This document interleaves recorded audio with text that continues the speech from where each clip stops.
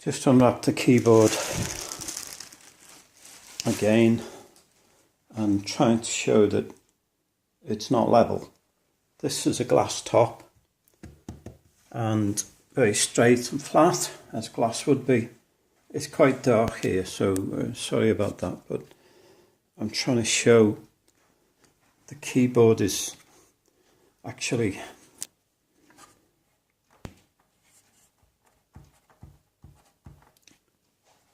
should be flat, but as you can see it doesn't sit flat.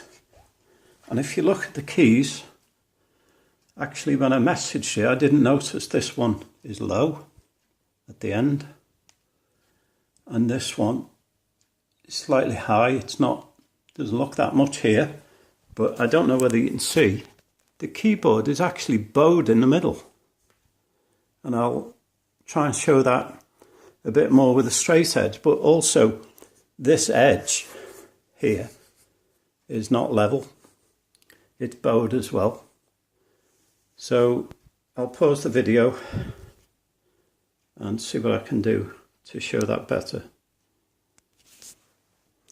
I've now put a straight edge on the top of the keyboard, and if you look at the left side and then move along to the middle, you can see the gap is increasing underneath, and then it goes back.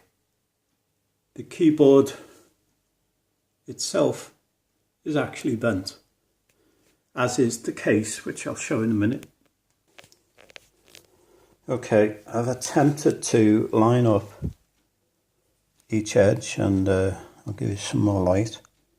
The edge of the back of the keyboard, each end is lined up, but as you can see in the middle there's a big gap, and that's because the whole casing is bowed, as is the keyboard itself.